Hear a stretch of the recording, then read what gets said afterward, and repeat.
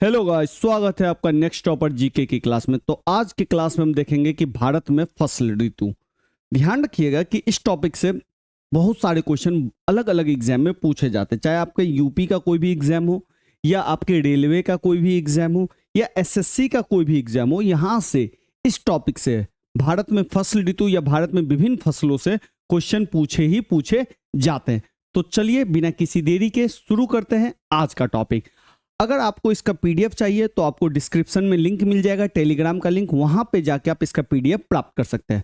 सबसे पहले समझते हैं कि भारत में फसल ऋतु है क्या। देखिए, भारत में जो फसल ऋतु है उसको मौसम के हिसाब से हम 3 ऋतु में बांटते हैं। एक को बोलते हैं खरीफ फसल, एक को बोलते हैं रबी फसल ऋतु और एक को बोलते हैं जायद फसल ऋतु।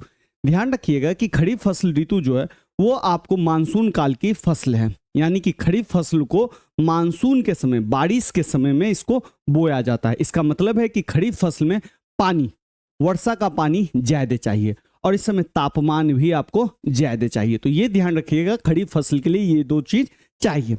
खरीफ फसल की बुआई जो है जून जुलाई में स्टार्ट हो जाती है और अक्टूबर माह में इसको हम काट लेते हैं। कभी कभी अगस्त में भी इसकी बुआई होती है, तो कटनी का जो महीना है वो नवंबर तक में चला जाता है। अब खरीफ फसल के अंतर्गत 3 तरह की फसलें आती है। एक खाद्यान्न फसलें आती हैं, एक दलहन फसलें आती है और एक आपकी तिलहन फसलें आती है।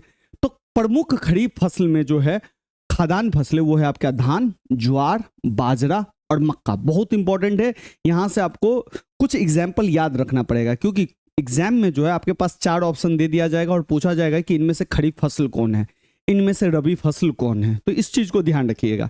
खरीफ फसल की जो प्रमुख दलहन वाली फसल है, जो जिसको हम दाल बोलते हैं, वो है मूंग, उड़द, सोयाबीन और लोबिया। इसी तरह प्रमुख तिलहन में जो खरीफ फसलें हैं वो है सोयाबीन, मूंगफली, सूरजमुखी, तिल और अरंडी। ये चीज थोड़ा सा ध्यान रखिएगा। इसके बाद खरीफ फसल में जो एक खरीफ फसल है आपका कपास और तंबाकू, ये दोनों खरीफ फसलें, लेकिन ये दोनों ना खाद्यान्न फसलें नहीं है, ये नगदी फसलें। नगदी फसल बोले या व्यापारिक फसल बोले, क्योंकि इन्हें जो है बेचने के लिए हम लोग उगाते हैं। तो खरीफ में कपास और तंबाकू जो है वो व्यापारिक फसलें। तो इसमें ध्यान रखिएगा, खरीफ फसल मानसून काल की फसलें, जून जुलाई में बोया जाता है, अक्टूबर माह में काटा जाता है और यहां से भी क्वेश्चन कई बार पूछा गया है। इसके बाद आता है रबी फसल। रबी फसल जो है ना शीत ऋतु की फसल है, शीत ऋतु। अब शीत ऋतु में ध्यान रखिए, तापमान क्या होगा, कम होगा और वर्षा भी क्या चाहिए, उसको कम चाहिए। तो ध्यान रखिएगा कि रबी फसल में ये दोनों चीज चाहिए। तो ये शीत ऋतु की फसल है। इसकी जो बुआई है अक्टूबर नवंबर में होती है और कटाई जो है अप्रैल मई के माह में कर दी जाती है। रबी फसल की जो प्रमुख खाद्यान्न फसल है वो है गेहूं और जौ। याद रखिएगा, बहुत ही इंपॉर्टेंट है। इसी तरह दलहन फसलें जो रबी में आती है वो है मटर और चना। और रबी फसल की जो तिलहन फसल है वो है सरसों। रबी फसल की प्रमुख जो नकदी फसल है, व्यापारिक फसल जो होता है वो होता है गन्ना और बरसीम। अब रबी फसल और खरीफ फसल के बीच में जो टाइम बचता है, जैसे रबी के बाद जो टाइम बचता है उसमें जायद फसल को बोया जाता है। और जायद फसल जो है रबी और खरीफ के बीच के सूखे मौसम में ये उगाई जाती है। और इस मौसम में आप क्या करते हैं, इस मौसम में ना पानी की कमी होती है, तो इन फसलों में ना पानी अधिक रहता है, तो इस ऋतु की फसलें अपने अंदर पानी संचय करती हैं। अब ध्यान रखिएगा कि ये जो फसलें ना आपको जो मिलेगी, वो फसलें आपको मिलेगी सरस्वती पूजा के आसपास वाले समय में, बसंत ऋतु के आसपास, बसंत पंचमी के समय में, जब पेड़ पौधे जो है अपने पत्ते को गिरा देते हैं, तो ये फसल आता है। तरबूज, खरबूज, खीरा, ये सब फसल आता है और इन सारे फसलों में ना पानी अधिक होता है। तो जायद फसल की जो प्रमुख फसलें, तरबूज, खरबूज, खीरा, ककड़ी, ये इनकी प्रमुख फसलें हैं। जायद ऋतु की फसलों के समय सिंचाई संपन्न जहां पे है वहां पे मूंग और उड़द दाल को भी उगाया जाता है। तो ध्यान रखिएगा, मूंग और उड़द जो है खरीफ ऋतु के साथ साथ जायद ऋतु की भी फसल है। तो मूंग और उड़द को हमने खरीफ दलहन में पढ़ा हुआ था, तो ये जायद फसल में ध्यान रखिएगा। तरबूज, खरबूज, खीरा और ककड़ी किन दोनों के समय में उगाया जाता है, खरीफ और रबी के बीच में। अब आते हैं डायरेक्ट, हम आते हैं भारत की प्रमुख खाद्यान्न फसलें कौन है। ऐसे खाद्यान्न फसलें तो बहुत है, लेकिन इसको हम 4 मोटे तौर पे डिवाइड करते हैं। एक को हम बोलते हैं चावल, एक कैटेगरी में रखते हैं, एक को गेहूं, मक्का और मोटा अनाज। तो चलते हैं सबसे पहले चावल के बारे में पढ़ते हो, बहुत इंपॉर्टेंट है। अगर आपको यहाँ पे दिख नहीं रहा होगा तो आपके पास पीडीएफ आप आराम से टेलीग्राम चैनल पे देख सकते हैं, ठीक है। चावल जो है ग्रेमिनी कुल का पौधा है। कई बार क्वेश्चन आया है कि ये किस कुल का पौधा है, ठीक है। इसका जो वनस्पतिक नाम है या साइंटिफिक नेम है वो है Oryza sativa. Oryza sativa, Oryza sativa. कई बार आप पढ़िएगा तो आपको ये याद हो जाएगा। और यहां से भी क्वेश्चन कई बार बना हुआ है कि चावल, धान का साइंटिफिक नेम कौन है? Oryza sativa. ध्यान रखिएगा कि धान जो है ना एक उष्णकटिबंधीय जलवायु का पौधा है। अब कहिएगा उष्णकटिबंधीय जलवायु का पौधा क्या होता है, तो इसको पहले समझते हैं उष्णकटिबंधीय है क्या। देखिए जैसे ये पृथ्वी आपका, तो पृथ्वी को 20 से जब काटते हैं तो इसको हम बोलते हैं 0 डिग्री, ठीक है। इसको हम बोलते हैं भूमध्य रेखा। जैसे जैसे ऊपर जाइएगा तो एक 23.5 डिग्री का लाइन आता है, ठीक है, उत्तर में, जिसको हम बोलते हैं कर्क रेखा। और इसी तरह 23.5 डिग्री नीचे में एक लाइन आता है जो दक्षिण में आता है, जिसको हम बोलते हैं मकर रेखा। अब इन दोनों के बीच में जो ये क्षेत्र आ रहा है ना, कर्क रेखा और मकर रेखा के बीच में जो ये क्षेत्र आप देख रहे हैं, इसी वाले क्षेत्र को बोलते हैं उष्णकटिबंधीय। क्या बोलते हैं? उष्णकटिबंधीय। अब इसका एरिया, इस उष्णकटिबंधीय का ना कुछ गुण होता है। गुण क्या है? सबसे पहले वर्षा यहाँ पे बहुत ज्यादा होगी, वर्षा ज्यादा होगा। दूसरा गुण आपको यहाँ पे होगा कि तापमान भी है ना यहाँ पे ज्यादा होगा। तो ये 2 गुण है। तो इसीलिए चावल जो है उष्णकटिबंधीय जलवायु का पौधा है।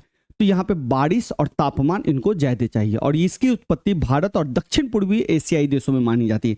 यानी कि ये जो धान बना है, जहां से बना है, उत्पत्ति हुआ है, वो भारत और दक्षिण पूर्वी एशियाई देश है। दक्षिण पूर्वी एशियाई देश कौन है? तो ये यहाँ से इंडोनेशिया, वियतनाम, ये वाले जो देश होते हैं, थाईलैंड, ये सब देश है। ये सभी देश गर्म जलवायु वाले प्रदेश है, यानी कि उष्णकटिबंधीय ही क्षेत्र में ये देश सब आते हैं। ध्यान रखिएगा कि धान जो है दुनिया में सबसे अधिक बुआई क्षेत्र जो है भारत में, यानी कि सबसे ज्यादा जो बोया जाता है ना वो भारत में ही इसको बोया जाता है। लेकिन उत्पादन के मामले में जो हेक्टेयर उत्पादन है उसमें चीन जो है प्रथम स्थान में है और भारत जो है दूसरे स्थान पर। यानी कि जो क्षेत्रफल जिसमें सबसे ज्यादा धान बोया जाता है वो है भारत, ठीक है। लेकिन उत्पादन में, प्रत्येक उत्पादन में हेक्टेयर उत्पादन होता है, उसमें आपका चीन प्रथम स्थान पे है, फर्स्ट पे है, और भारत जो है आपका सेकंड स्थान पे है। तो ये थोड़ा सा ध्यान रखिएगा। भारत में अगर बात करा जाए तो चावल उत्पादन में सबसे ज्यादा ऊपर कौन है? तो पश्चिम बंगाल में सबसे ज्यादा उत्पादन होता है, फिर उत्तर प्रदेश में होता है और फिर आंध्र प्रदेश में होता है। ये मैं उत्पादन के हिसाब से बढ़ा रहा हूं, ठीक है। लेकिन हेक्टेयर के हिसाब से सबसे ज्यादा उत्पादन जो होता है वो पंजाब में होता है। तो कई बार क्वेश्चन यहां से पूछा गया, प्रति हेक्टेयर में पंजाब सबसे ज्यादा। लेकिन कुल उत्पादन की बात की जाए तो कुल उत्पादन में आपका पश्चिम बंगाल सबसे ज्यादा है। भारत में जो है धान की 3 प्रकार की फसलों को बोया जाता है। प्रमुख रूप से ये 3 प्रकार की फसलें आपको पश्चिम बंगाल और तमिलनाडु में मिलेगी, जिसको आप ऐसे याद रख सकते हैं। ओस जो है शरद ऋतु में, अमन जो है शीत ऋतु में, अब बोरो जो है ग्रीष्म ऋतु में बोया जाता है। अब इसके बारे में कुछ साइंटिफिक सवाल भी पूछे जाते हैं, जैसे चावल को अत्यधिक धोने से या अत्यधिक पॉलिश करने से, आप जाते होंगे चावल खरीदने के लिए तो कुछ चावल आपको पॉलिश चावल होता होगा। अब उसको क्या होता है, मुलायम चावल होगा, बहुत ही आपको है ना हाथ पे ना फिसलेगा।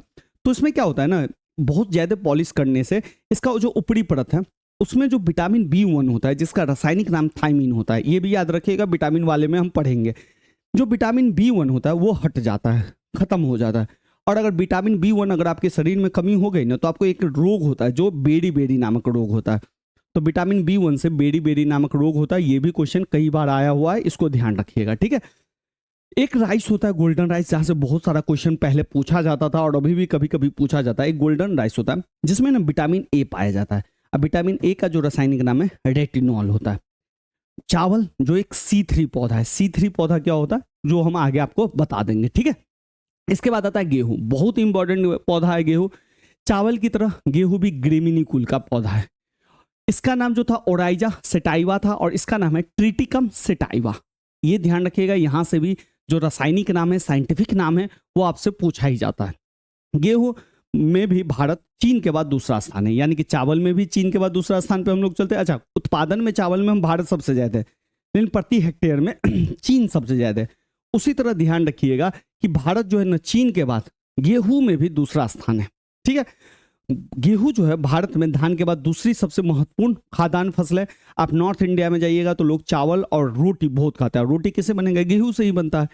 ध्यान रखिएगा 1960 जब भारत आजाद हुआ था 1947 में, और 1960 के दशक तक भारत में गेहूं की बहुत कमी थी। तो हम लोग अमेरिका से PL 480 स्कीम के तहत, पब्लिक लोन स्कीम के तहत अमेरिका से गेहूं को आयात करते थे। और वहां का जो गेहूं हमें आयात किया जाता वो वहां के सुअरों को खाने वाला गेहूं हमें भेजा जाता था। फिर 1960 के दशक में, 70 के दशक में हमारे यहाँ हरित क्रांति हुई, और हरित क्रांति में हमने उत्कृष्ट बीज, हाई यील्ड वैरायटी का बीज, रासायनिक खाद, केमिकल, कंपोस्ट पे और इरिगेशन और साथ साथ टेक्नोलॉजी पे हमने ध्यान दिया, और अचानक हमने अपना उत्पादन बढ़ा लिया।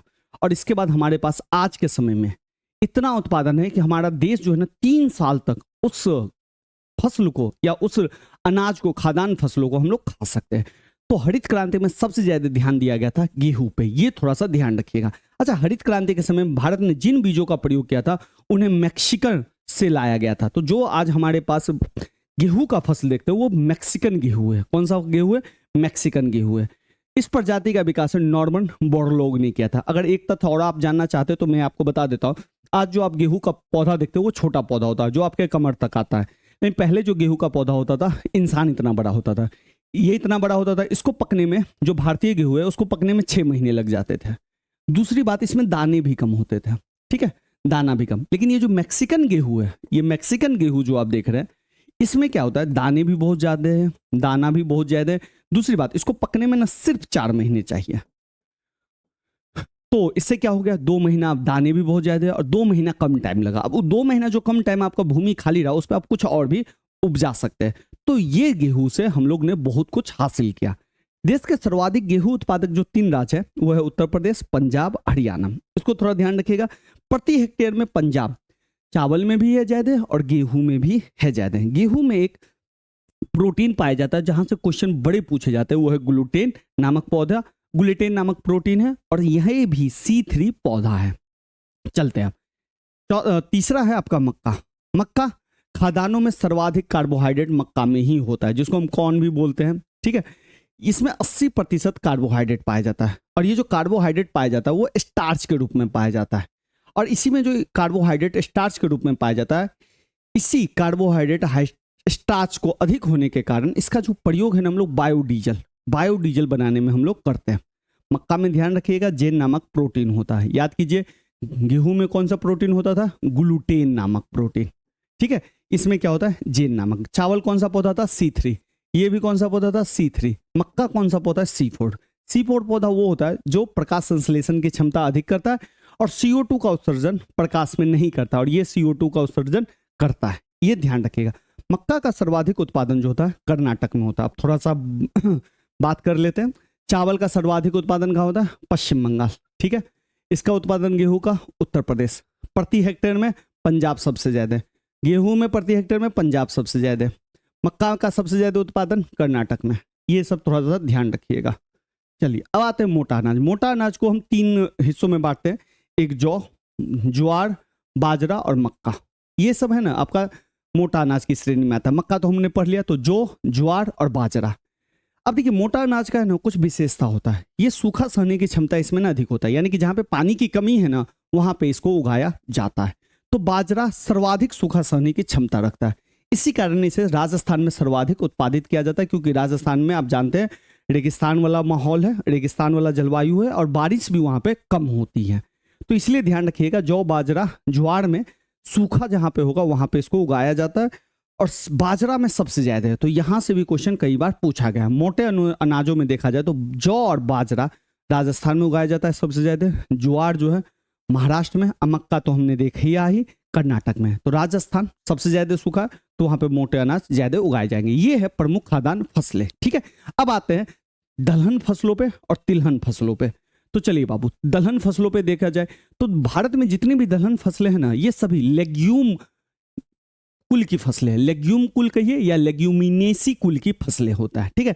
अच्छा, इन फसलों की विशेषता ये होती है कि इनकी जड़ों में जो है ना, यानी जड़ों की ग्रंथियों में, लेग्यूम में जो है ना, राइजोबियम नामक का एक बैक्टीरिया पाया जाता है, एक जीवाणु पाया जाता है, जो क्या करता है, वायुमंडल से नाइट्रोजन को नाइट्रेट में परिवर्तित कर देता है। अब थोड़ा सा इसको हम समझा देते हैं आपको। देखिए, होता ये यूं है कि आप जानते हैं कि पृथ्वी के वायुमंडल में 78% नाइट्रोजन है, ऑक्सीजन जो है 21% है। इसके बाद आपका आर्गन आ जाता है जो 0.93% है, ठीक है। इसके बाद आपका कार्बन डाइऑक्साइड हो जाता है जो कि आपका है 0.03% और या 0.04%, वैरी करता है, ठीक है। अब देखिए, ऑक्सीजन का तो हम डायरेक्ट यूज करते हैं, कार्बन डाइऑक्साइड का डायरेक्ट यूज करते हैं, लेकिन नाइट्रोजन का हम डायरेक्ट यूज नहीं करते हैं। लेकिन नाइट्रोजन हमको चाहिए, तो हमको चाहिए तो नाइट्रोजन से ही है ना आपका प्रोटीन बनता है। तो जो जड़ें होती है, दाल की जो जड़ें होती है, उसकी जड़ों में राइजोबियम नामक का बैक्टीरिया होता है, एक एजेटो बैक्टीरिया भी होता है। यहाँ पे सिंपल समझिए राइजोबियम होता है। ये राइजोबियम क्या करता है, वायुमंडल से नाइट्रोजन को लेता है और पौधे में डाल देता है, सिंपल इतना समझिए। और ये नाइट्रोजन को किस में बदल देता है, नाइट्रेट में। फिर ये एमिनो एसिड में परिवर्तित होते होते आपका प्रोटीन बना देता है। तो इसीलिए आपने सुना होगा कि दाल जो है ना प्रोटीन का सबसे बड़ा अच्छा है। इसलिए आप देखे होंगे कि बच्चा जब 6 महीना 8 महीना का हो जाता है तो उनकी माएँ ना दाल का पानी पिलाती है कि बच्चों को ना प्रोटीन मिले। तो ये थोड़ा ध्यान रखिएगा। भारत की प्रमुख दलहन फसलें की बात करें तो रबी ऋतु में अरहर, चना, मटर और मसूर की फसल उगाई जाती है। खरीफ में सोयाबीन, मूंग, उड़द और लोबिया का फसल उगाया जाता है। जायद में सोयाबीन, मूंग और उड़द का, ध्यान रखिएगा, मूंग उड़द जो है खरीफ में भी और जायद में भी उगाया जाता है। ठीक है, इस चीज को ध्यान रखिएगा। एक चीज ये भी ध्यान रखिएगा कि दलहन फसलें जो है ना तीनों फसल ऋतु में उगाया जाता है। जहां पे सिंचाई की आवश्यकता है वहां भी, क्योंकि उतना ज्यादा उसमें सिंचाई नहीं लगता।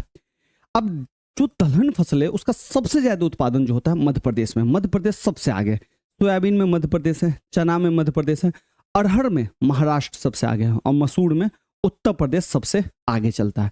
तो ध्यान रखिएगा कि दलहन में अगर पूछा जाए तो मध्य प्रदेश सबसे आगे है। दलहन फसलों में जितने भी फसल देखते हैं उसमें आपने ये देखा कि प्रोटीन सबसे ज्यादा होता है, लेकिन प्रोटीन इन दलहन फसलों में सबसे ज्यादा जो प्रोटीन होता है वो आपको सोयाबीन में होता है। लमसम 40% प्रोटीन होता है और तेल जो है 20% होता है। आप सोयाबीन को दलहन में भी रख सकते हैं और तिलहन में भी रख सकते हैं, क्योंकि यहाँ से तेल भी निकाला जाता है। तो ये थोड़ा सा ध्यान रखिएगा। विश्व में अगर बात किया जाए तो सबसे ज्यादा जो सोयाबीन का उत्पादन होता है वो अमेरिका, यूएसए में और ब्राजील में होता है। तो ये थोड़ा सा ध्यान रखिएगा। और भारत में जो सबसे ज्यादा दलहन फसलों का जो उत्पादन होता है वो होता है आपका मध्य प्रदेश में। तो ये सब आपने देखा। अब आते हैं तिलहन फसलें।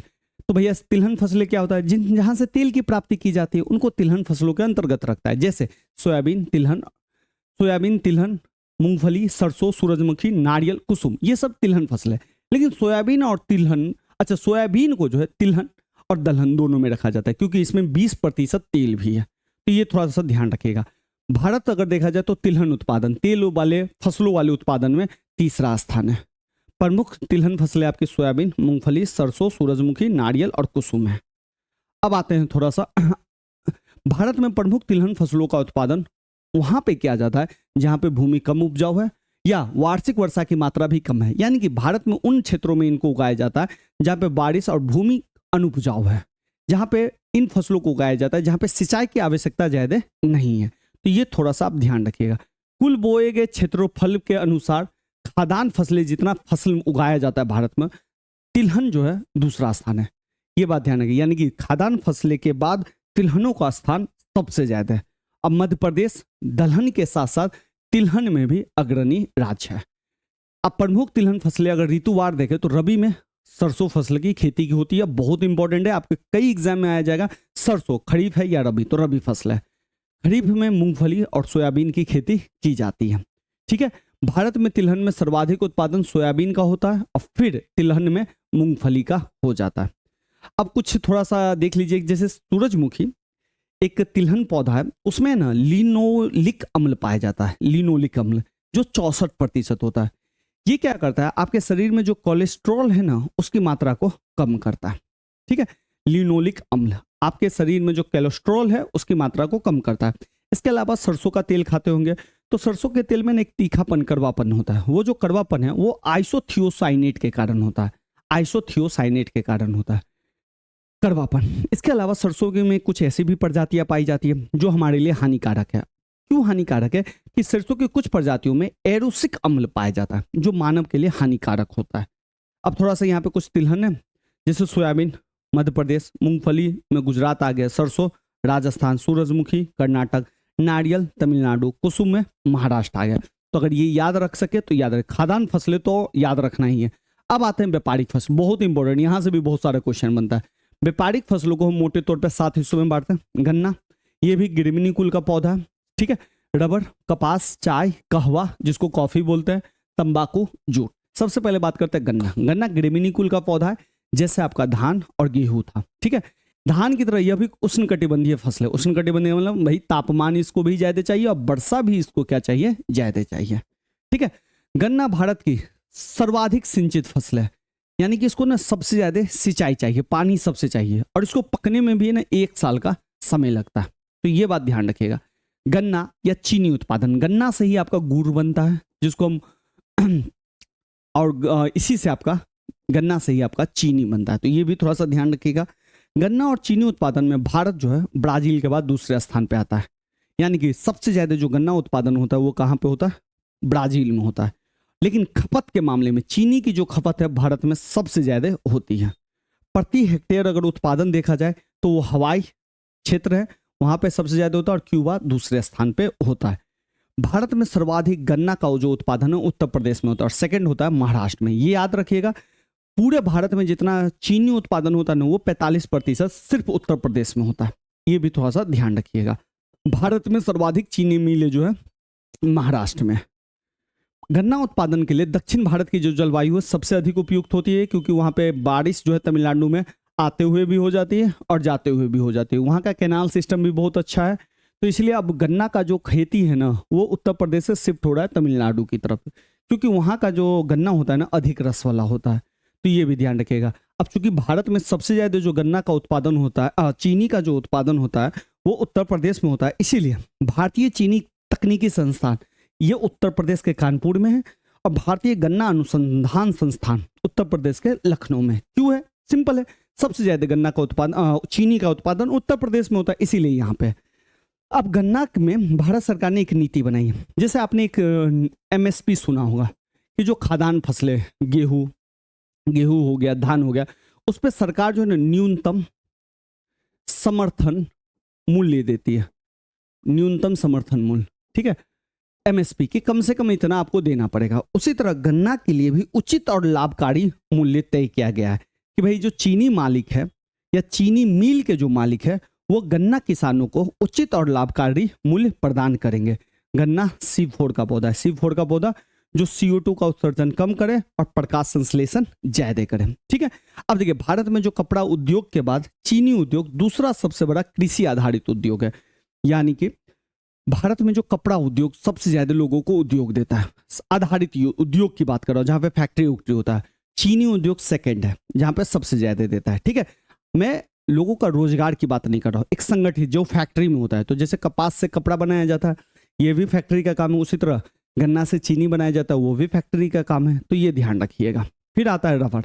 रबर ये भी उष्णकटिबंधीय पौधा है, यहाँ भी तापमान और वर्षा ज्यादा चाहिए। रबर जो है ना ब्राजील का पौधा है। ठीक है, ये अमेजन नदी घाटी में ब्राजील का पौधा है, जिनको पुर्तगाली लोगों ने भारत में उत्पादन करना शुरू किया था।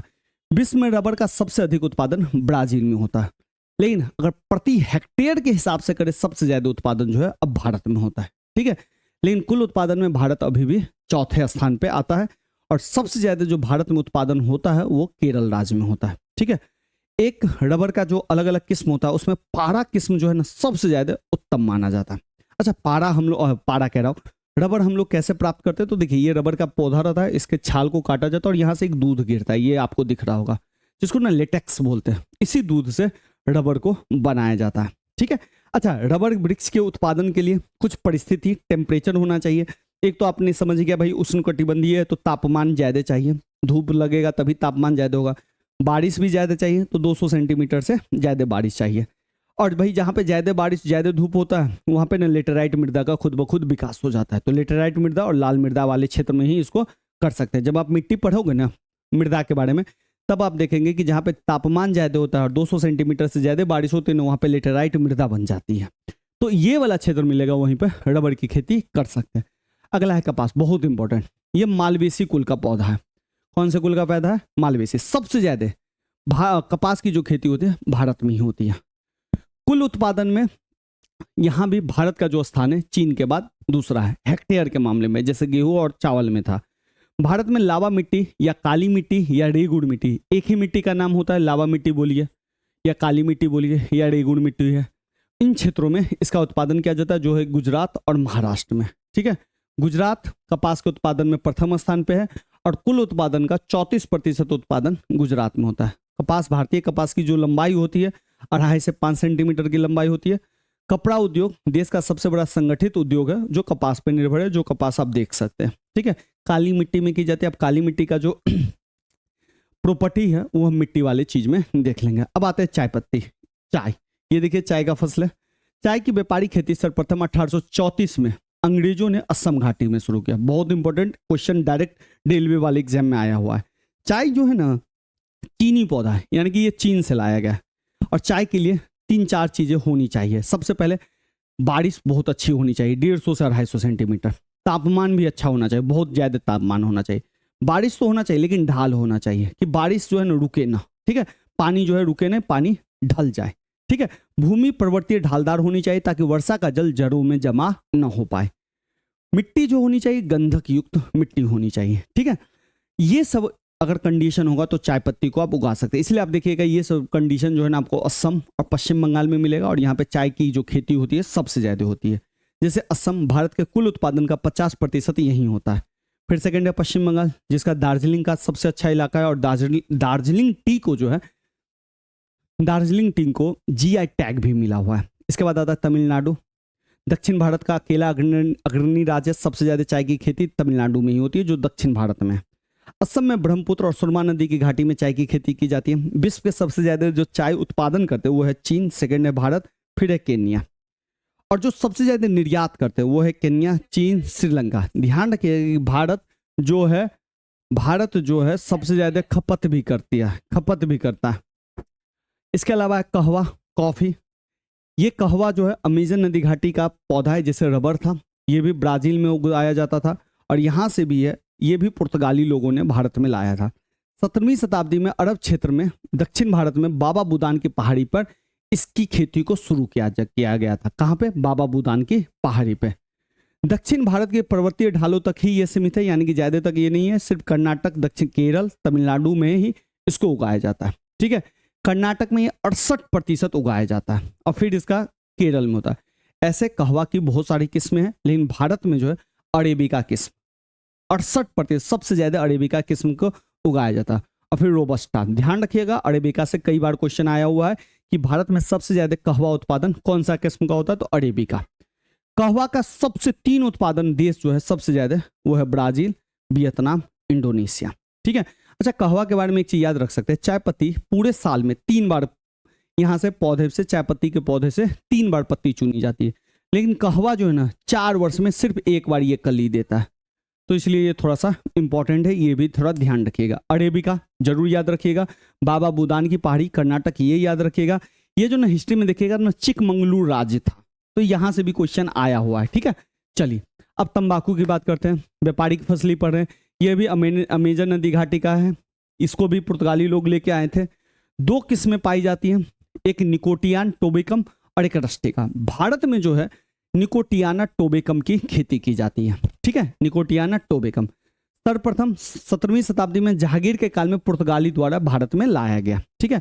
टमाटर की भी खेती जो देखेंगे भारत में, जहाज निर्माण की भी खेती, प्रिंटिंग प्रेस की खेती, ये सभी पुर्तगाली ही लेके आए थे। भारत के 2 शीर्ष तंबाकू उत्पादन राज्य हैं, आंध्र प्रदेश और गुजरात, जिसमें से आंध्र प्रदेश को आप याद रखेंगे, कई जगह कई बार एग्जाम में पूछा गया है। विश्व में सबसे बड़ा तंबाकू उत्पादक और उपभोक्ता देश है चीन और भारत। अब आते हैं जूट, अगेन इंपॉर्टेंट। ये एक रेशेदार फसल है। ये देखिए जूट का तैयार किया हुआ सामान है। ये जूट के पौधा से तैयार होता है। 70% जूट जो है पश्चिम बंगाल में उगाया जाता है, ठीक है। गंगा ब्रह्मपुत्र डेल्टा को जूट उत्पादन में एकाधिकार प्राप्त है। विश्व का सर्वाधिक जूट उत्पादक देश बांग्लादेश है। ध्यान रखिएगा भारत में पश्चिम बंगाल और सेकंड है बिहार वाला इलाका, जहां पे जूट का उत्पादन किया जाता है। तो ये रहा आपका इंपॉर्टेंट लेक्चर। अगर आपको सेशन अच्छा लगा हो तो सेशन को लाइक करिएगा, कमेंट करके हमें बताइएगा और ज़्यादा से ज़्यादा दोस्तों को शेयर करिएगा।